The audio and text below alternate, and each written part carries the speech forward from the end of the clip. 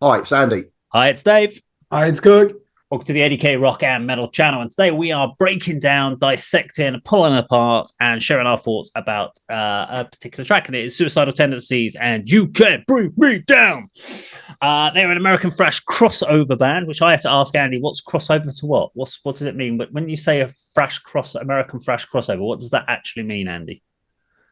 Well, my understanding is crossover with sort of American hardcore, which is the origins of bands like Suicidal Tendencies and DRI, and then they've sort of, as they've progressed through their career, sort of brought the influences of American thrash into it as well. So I guess so would that be now like the way that we call everything else, like we called everything that crossed over with hardcore, like now is deathcore or mathcore? Would this be called thrashcore then? Kirk. probably, yeah. I hope it doesn't catch on that term. Even Cage Fight have, I think, identified with thrashcore. That's a dreadful term. Any of them, call it anything core at the end, deathcore. Yeah.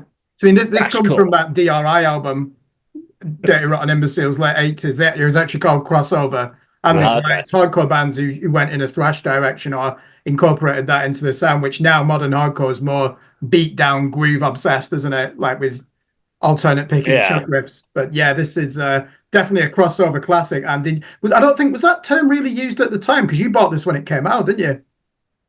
No, I don't think it was. I mean, you mentioned DRI's album of the same name. That was kind of, for me, where I thought this sort of style originated from. But Suicidal Tendencies just sort of matured over their albums. I mean, this is a world away from their debut, which was very primitive American hardcore in its purest essence. But this is sort of almost purely sort of thrash territory with a little bit of light-hearted vocal approach and sort of subject matter.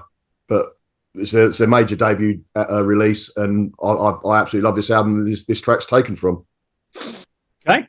Well, the way that we've done this is rather than like with reaction videos where we play the video for you and watch it and then give feedback at the end or pause it, yada, yada, yada. We've all got away. We've watched the video. We've made our own notes to break it down, and we're going to dissect it minute by minute for you back at home. But for you to know what we're talking about, we're going to play you each of those minutes and give you our feedback. So here is from the start of the song to the to the minute number one, just for you at home.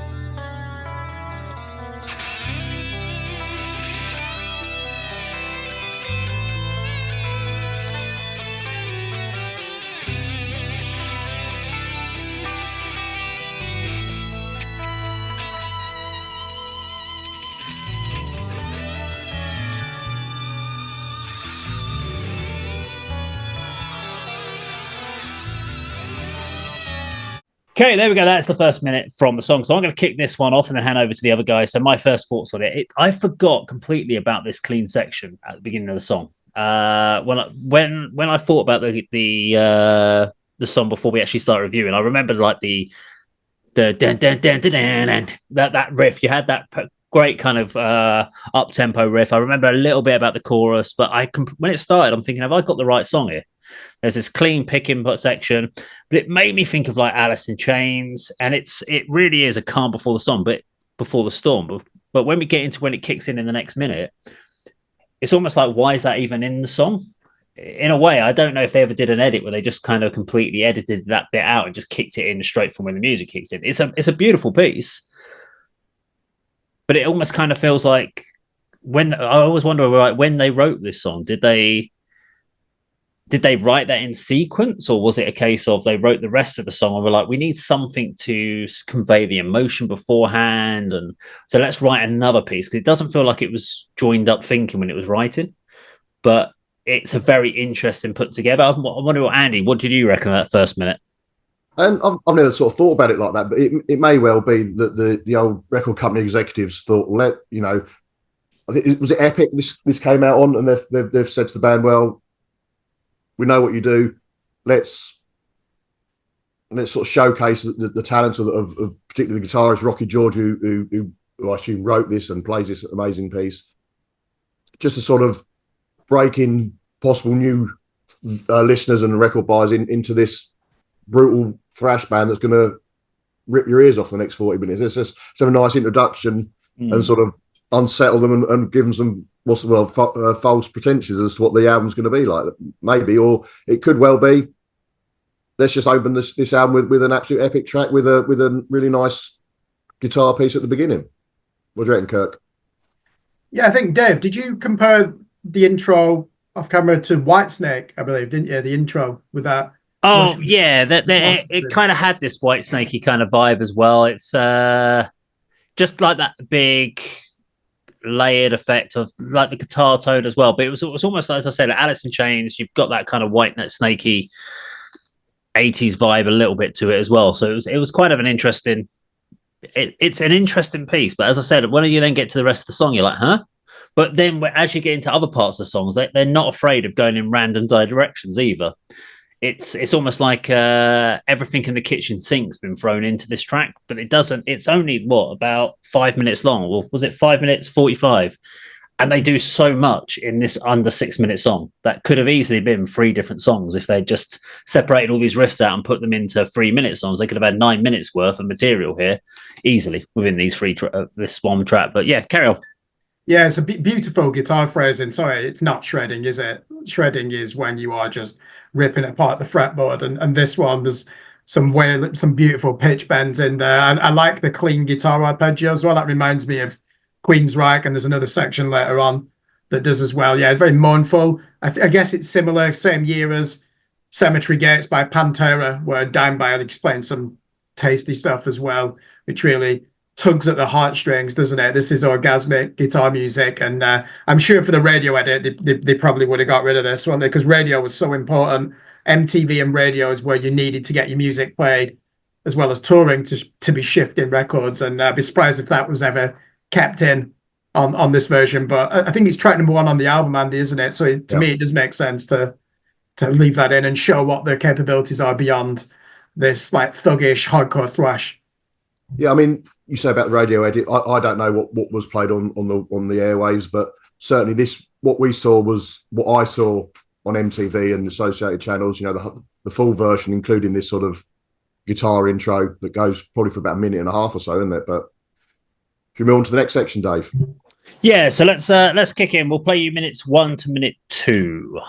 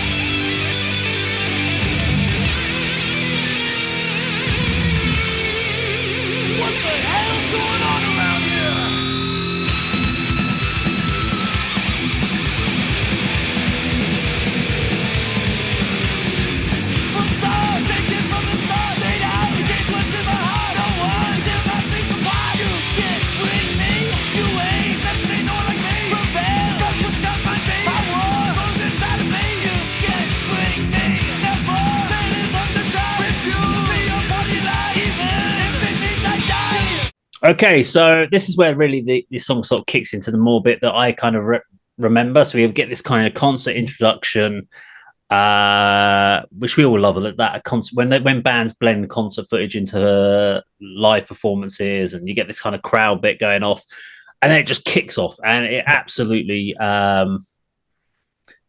it just takes your head off when this song goes off. It's so up tempo. There's no, it's weird because you go from this real clean section of lovely guitars to suddenly like just up tempo, in your face. It is hardcore. It's flowing though, but it's also thrash at the same time as hardcore, which is where this crossover comes in, because you couldn't really, you listen to both parts and you go, I can hear I can hear the DNA of hardcore there. I can hear the DNA of thrash, but it's neither. but it's both at the same time, which is why crossover makes a lot of sense. To me, it's just a classic riff. It's one of those ones that now, if someone plays you that song, you know what that song is. If you were to play me a metalcore track from the last 10 years, with probably only about 5 or 6 metalcore songs that I could remember now, that I'd be able to go, yeah, that's that song, maybe like a Killswitch Engage song. But even well-known bands, I wouldn't stand out to me. Whereas this, I know this band. Couldn't tell you any other Suicidal Tendencies songs, but I do know this one. This is the one that stands out for me. Andy, thoughts?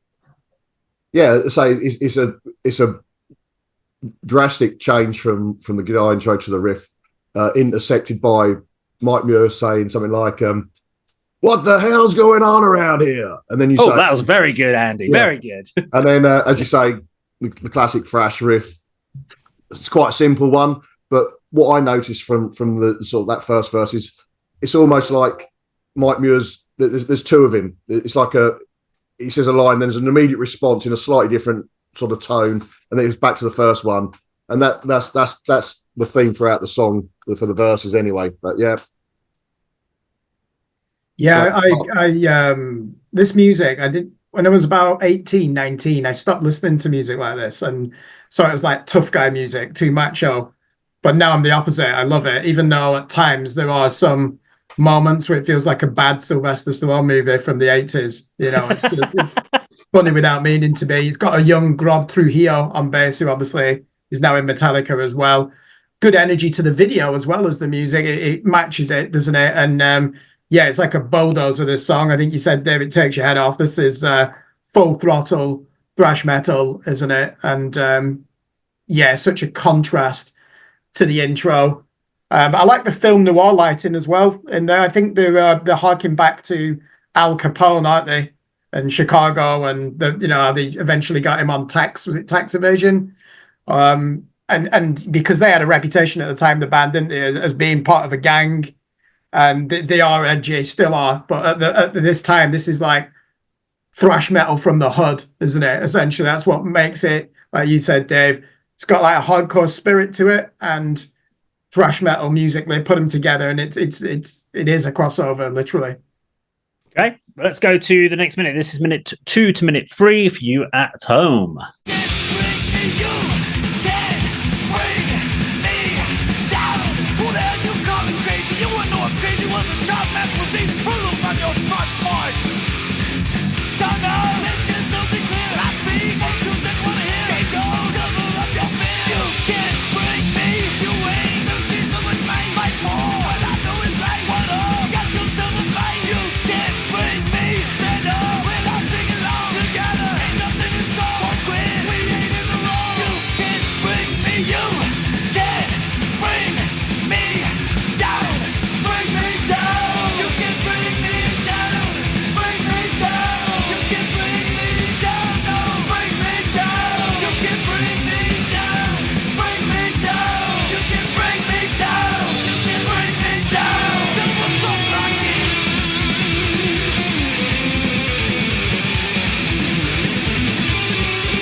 Okay, so this is the first time we get that kind of chorus where you can't bring me down, but we don't really get that chorus. He does it once and he just kind of goes back off again, doesn't he?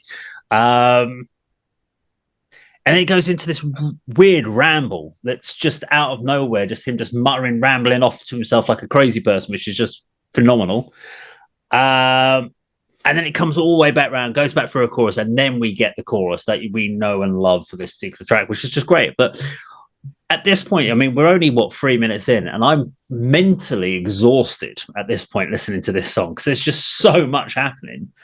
Lots of songs like to give you like these big open chord choruses or something. So you get that, you'll either get a nice kind of semi-chilled verse that then gives you this big epic chorus, or you'll get this intense build up verse that then gives you big open chord choruses to allow you as a singer or as an audience member to sing along and just be like, okay, I'm getting my breather, and then you're back into the verses where it's intense. This doesn't give you any of those respites. It's just, here's a load of intensity, and now here's a completely different style of intensity, and now we've got a different style of intensity, and you're like, what the hell is going on around here?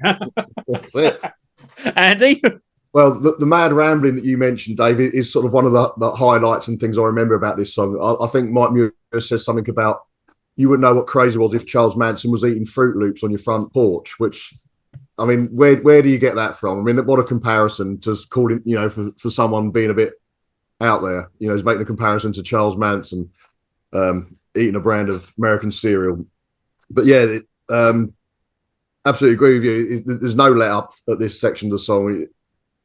It's again, but we do get it later on. But at this stage, it's, as you say, it delivers that one line once, back into another verse, ad-libbing about cereals, and then we get the chorus as well with that classic line, which I'm going to ask you to do again. No, no, I'm not doing it. Your turn, Kirk. We've all had a go. No, mine's in the minute after this where I've made notes of one of his rambos. I guess the nearest equivalent we have in England, a more sedate version, is that Manchester proto-punk band, The Fall, Marquis Smith. You listen to their music, you're just like, what the hell is this stream of consciousness? In a Manc accent as well. So, but yeah, no, that's part of the, I wouldn't even say a mystique. You can listen out to it because it's very clear in the vocals. To me, I always thought Suicidal Tendencies were like an influence on rap metal, even though they're not rapping in the songs, because they have that spirit to them. I know we keep using that word, but you can see how Zach De La Rocha and Rage Against the Machine would be into stuff like this, and Korn and those bands that follow, and definitely Stuck Mojo, Dave. I think it's safe to say they took a big influence from Suicidal Tendencies. Yeah, I'd agree with that. Stuck Mojo, interesting band as well. Still, last time I remember, they were still going at some point, or doing something or other. Doing like the odd show every so often. Anyway, let's keep going. We've got, this is minute 3 to minute 4 for you at home.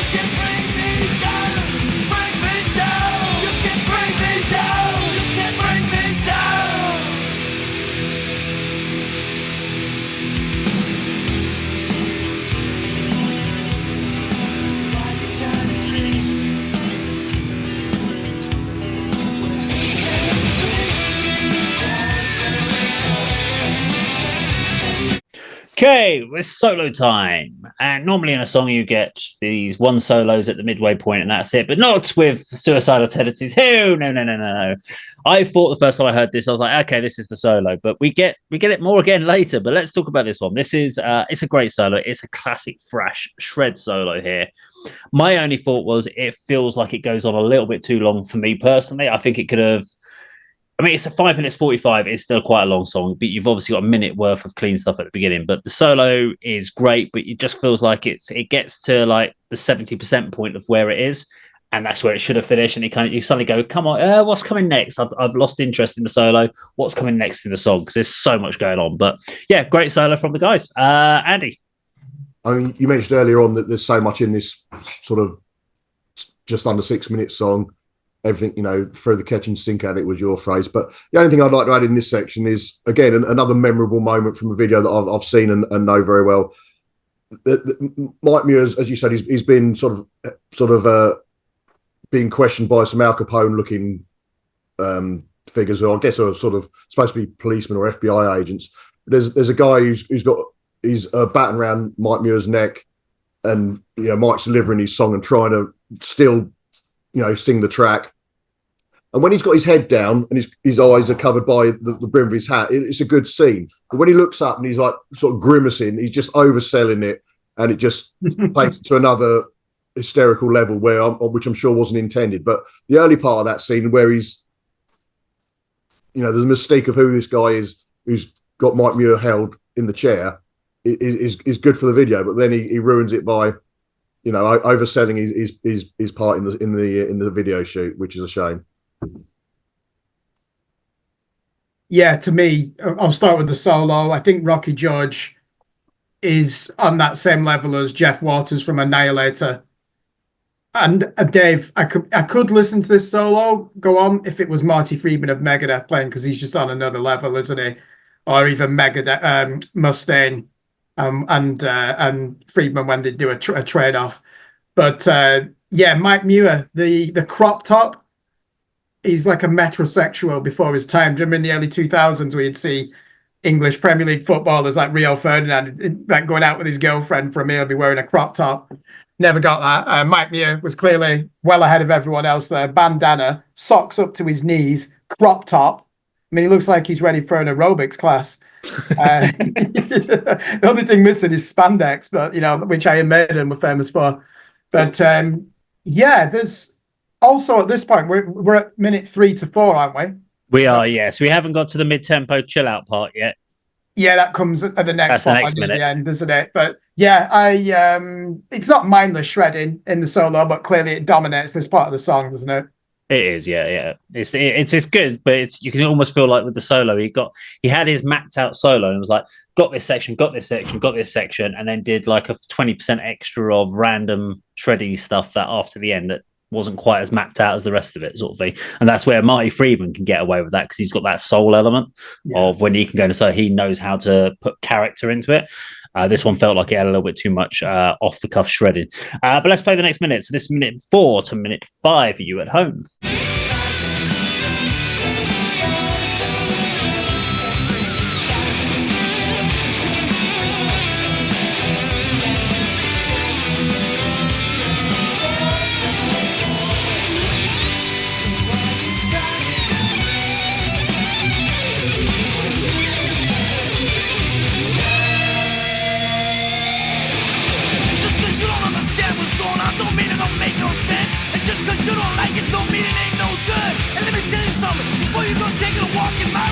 You better take a look at the real world, cause this ain't no Mr. Rogers' neighborhood. Can you say feel like yeah, maybe sometimes I do feel like I ain't happy about it, but I'd rather feel like to be full of and if I offended you, oh, I'm sorry, but maybe you need to be offended. But here's my apology and one more thing. You can bring me down. Bring me down. You can bring me. Okay, so this is a very interesting section of the song. So this is where you can almost set up to here. This is your 3-minute classic kind of modern thrash song for the time, the crossover thrash up till that point. And then we just get this complete mid-tempo, chill rock mosh, which is almost too cheesy. An over-the-top solo, we get poppy vocals. And then at the end of that minute, you go back to a whole thrash verse. It's like, this is just the complete kitchen sink. It's that drawer of all the random things that you think you're going to need emptied out into this 1-minute section. I absolutely loved it, but it's just so out of the blue it comes. I would love to have been in the right... This is where, you want to see those videos of in the recording studio where they wrote the album, which is now quite commonplace. And Metallica do it all the time. Every time they go in the studio, you see the behind-the-scenes videos. I would have loved to have seen a video of them writing this song in the studio all together and just someone going, I've got an idea, this will work here. And people going, huh? What? Why? How does that work? And then just kind of putting this song together. Andy. Yeah. After the sort of segments you've described, the sort of clean, almost sort of psychedelic kind of guitar tone with sort of pop vocals, we go back to the main riff, and I've written down, it's Mike Muir's rant about, what does he say about you? And again, it's referring to someone being crazy and ending with I can't think of it in my head now, but it ends with fuck you. So he's really venting and releasing the anger and aggression that's been building up throughout this song. But it was a huge contrast after the section that you've just described. But again, it's describing the fact that there's so much in this one track, which you don't always appreciate when you listen to it, as you would normally do. But when we're breaking this down like we have, I'm aware of how many elements there are to this song. And as you say, the writing process must be very interesting.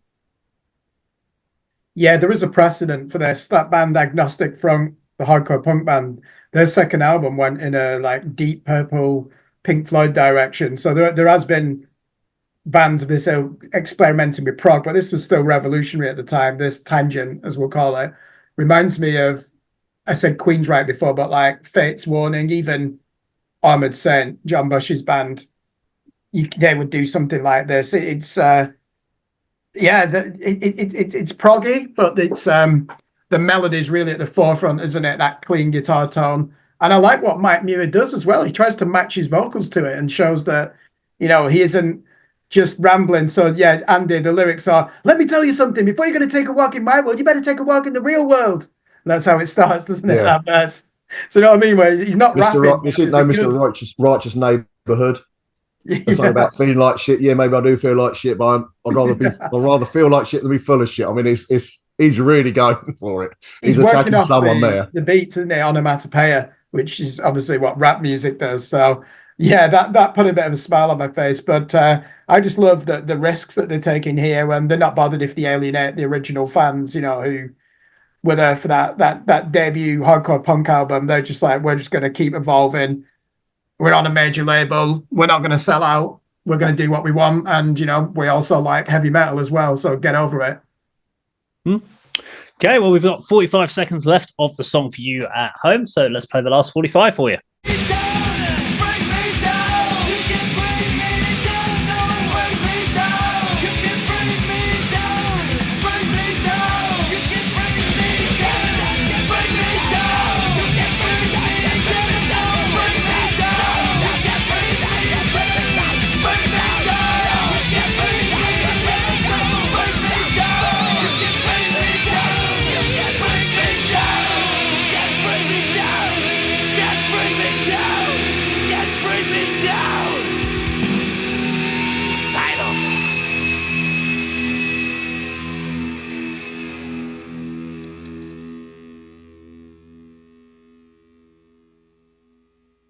Okay, so yeah, we've come back out of that midsection. It's kicked back in. We've had that last verse, and this whole last section is just absolutely frantic. We get a third solo. So we've already had two solos, but he's not. He just wants some more in there. He just wants to show what he can do. So we get a third solo. There's intense visuals over this section. It's just so much going on, and I just remember when I actually sat down and broke this one down. I sat down afterwards and was like, I had another video to do after this to make a review, and I was like, I can't do it. I just physically don't feel I can go and watch another video right now because I just feel so absolutely wiped out. Just making notes, scribbling down, watching, trying to dissect it. I was like, my brain can't do this right now. I need to go and have a break and just like zone out for a little bit because that's a lot to take in 6 minutes. But Andy, thoughts? Nothing more really to add to, for the last section of the song. I mean, again, like I said before, you don't realise how much is in there until you break it down, and you're absolutely right. There is a third solo, which is not the usual sort of song structure in sort of mainstream metal, but I mean, it's a standout track from a great album, and I absolutely love the video, love the song as well. Yeah, to me, I've been doing a playlist for ADK Radio, the best of 1990, and what I realised, there's so much good thrash metal. It's like the peak of thrash metal. You've got Prong with the major label debut. You've got stuff like Creator doing Coma of Souls, where they break America as well. There's some fantastic music. Sacred Reich, that's coming through. And Andy, what's that video that we like? That VHS that is, I think, from 1919. It's got Sacred Reich and Cynic and Napalm Death on it. And Biohazard. It's one of them sort of video format of the metal magazines of the day with live clips and interviews. I can't think what it's called. Is it called Thrash Nation or something like that? It was a pretty crappy title, if I remember. Yeah, Pantera on it. It's amazing. I remember I used to watch that all the time. I got it from I don't know where it was in Manchester. It was in Affleck's Palace, and I picked it up, and I was like, I just used to watch that all the time. And they really capture that spirit, don't they? Of major labels were picking up on music like this, which they didn't know at the time was going to. I guess the saturation was Thrash of the Titans, Anthrax, Slayer, Megadeth. And then within a year of that, the fourth band on the bill, Alice in Chains, have overtaken them all. And they're the biggest selling band, one of the biggest selling bands of the 90s. But yeah, good ending. Like you said, Dave, frantic, isn't it, this? Yeah, great song. So that was Suicidal Tendencies, and You Can't Bring Me Down. Let me know what you think, or let us know what you think in the comments down below. I hope you enjoyed the video, and we'll see you on a video sometime very soon. Take care.